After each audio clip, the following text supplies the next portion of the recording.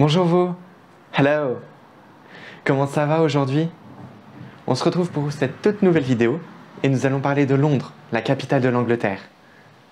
Allez, sans plus attendre, je vous lance le générique. Allez, c'est parti, let's go, à tout de suite. They know what is what, but they don't know what is what. They just strut. What the fuck? Capitale de l'Angleterre et du Royaume-Uni.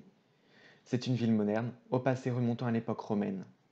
Il est relié à l'Europe grâce à l'Eurotunnel, inauguré le 6 mai 1994 par François Mitterrand et par la reine Elisabeth, qui est au pouvoir depuis le 2 juin 1953.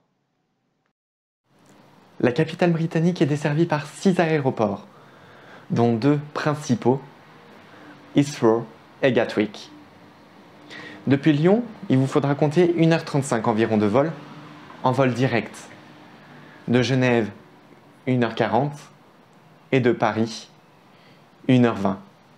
Et oui, cette fois-ci, c'est un départ de Paris qui est le plus rapide. Londres a la chance d'avoir un grand réseau de métro, dit Underground, avec de nombreuses lignes de bus rouges à étages, mais aussi avec de très nombreux taxis noirs. Nous tout d'abord à Buckingham Palace, lieu de résidence officielle des souverains britanniques. Il est à la fois le lieu où se produisent les événements en lien avec la famille royale, le lieu d'accueil de nombreux chefs d'État en visite, mais également une attraction touristique importante pour le pays. Il a été construit en 1703 et a grandi au cours du XIXe siècle pour le roi George IV. En face de ces portes, vous pourrez retrouver le Victoria Memorial. Il a été créé en 1911 par le sculpteur Thomas Brock et a été érigé en l'honneur de la reine Victoria. Nous allons parler dès à présent du British Museum, musée de l'histoire et de la culture humaine, qui a été fondé en 1753 et ouvert au public en 1759.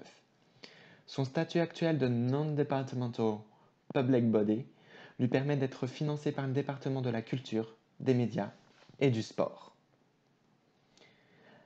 Avec plus de 7 millions d'objets, le musée et ses collections sont parmi les plus importantes du monde et proviennent de tous les continents. Elles illustrent l'histoire humaine de ses débuts jusqu'à nos jours.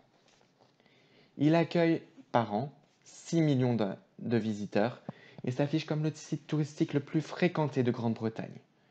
L'entrée est gratuite, à l'exception de certaines expositions temporaires. Vous avez possibilité également de visiter Londres et voir ses principaux monuments grâce au Big Bus Tour.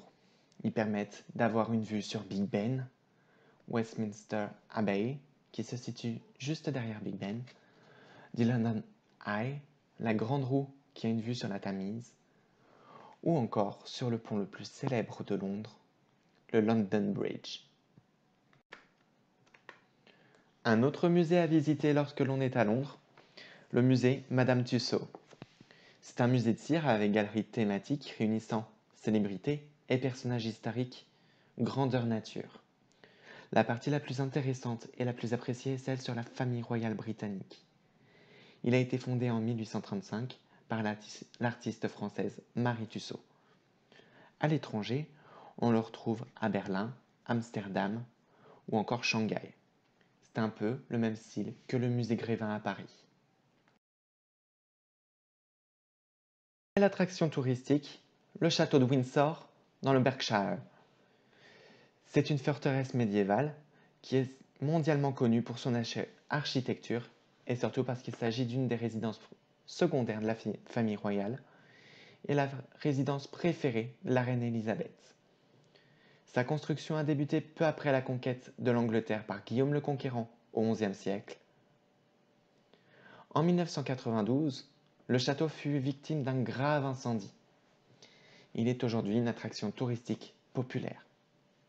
On peut le visiter pour 23,50 livres sterling, qui correspondent à 27,39 € à peu près. En 2018, le prince Harry épousa Meghan Markle dans ce château et plus récemment les obsèques du prince Philippe qui ont eu lieu en avril 2021. On va parler maintenant de la gastronomie locale avec le kidney, un plat chaud, mélange de bœuf, de rognon et de sauce brune, souvent accompagné d'un crumble aux pommes, le dessert le plus important en Angleterre, qui est lui aussi accompagné de la boisson chaude par excellence et la plus répandue, le thé.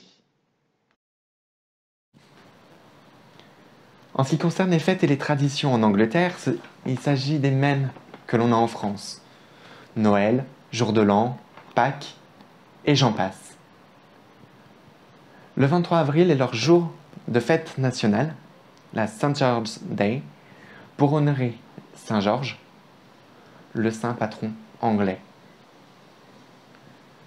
Le Summerbank Holiday se déroule le dernier lundi des vacances d'été, le dernier lundi d'août, afin de permettre d'avoir une toute dernière journée de repos avant le retour à l'école pour les enfants et au bureau pour les parents. En ce même jour se déroule le carnaval de Notting Hill, dont je vous mets quelques petites images par la suite. En ce qui concerne les formalités d'entrée sur le territoire britannique, cela va diverger par rapport à Majorque ou par rapport à Prague. En effet, l'Angleterre, par le Brexit, est sortie de l'Union européenne. Ce qui fait que tout voyageur provenant du territoire français vers le territoire britannique devra présenter un passeport en cours de validité et non plus une carte d'identité. En ce qui concerne les informations Covid, il vous suffira d'avoir soit un test PCR de moins de 72 heures, soit un test antigénique de moins de 48 heures, soit la vaccination complète à plus de 14 jours avant votre départ.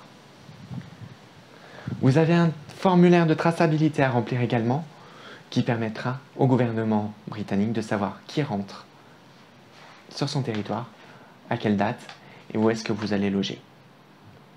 Je vous mets en bio le petit lien du site France Diplomatie sur lequel je m'inspire énormément par rapport à ces formalités afin que vous puissiez trouver les informations nécessaires pour votre futur voyage. En ce qui concerne les informations supplémentaires que je peux vous donner sur cette destination, les voici. Donc déjà, la monnaie. Il ne s'agit pas de la même monnaie que nous avons en France. La leur est la livre sterling. 1 euro égale 0,86 livres sterling et 1 livre égale 1,16 €. Si vous voulez faire un échange de monnaie, comme pour les autres vidéos, je vous en ai parlé, ne le faites pas directement à l'aéroport. Les taux de change peuvent être assez élevés. Donc si vous voulez économiser, je vous conseille plus d'aller faire votre échange de monnaie dans un bureau de change que vous pouvez trouver en centre-ville directement à Londres, avec un taux de change assez bas. Ou alors, regardez pour faire un échange de monnaie directement en France, soit par un bureau de change, soit par votre banque.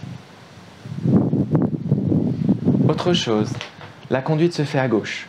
Donc si vous voulez conduire par vos propres moyens en Angleterre, il faut vous sentir capable de conduire à gauche.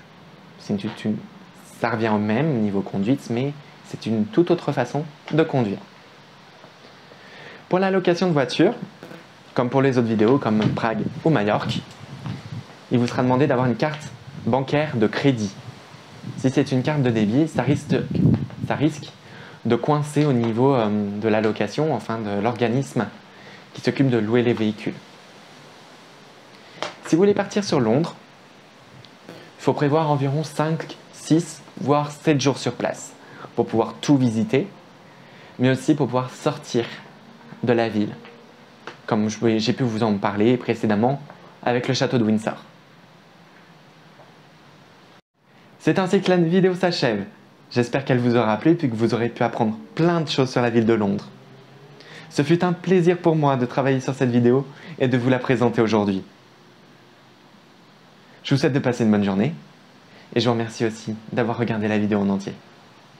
N'oubliez pas de vous abonner, d'activer la petite cloche et de me laisser un petit pouce bleu, ça me fera extrêmement plaisir. À bientôt pour de nouvelles aventures et n'oubliez pas que le monde n'attend que vous.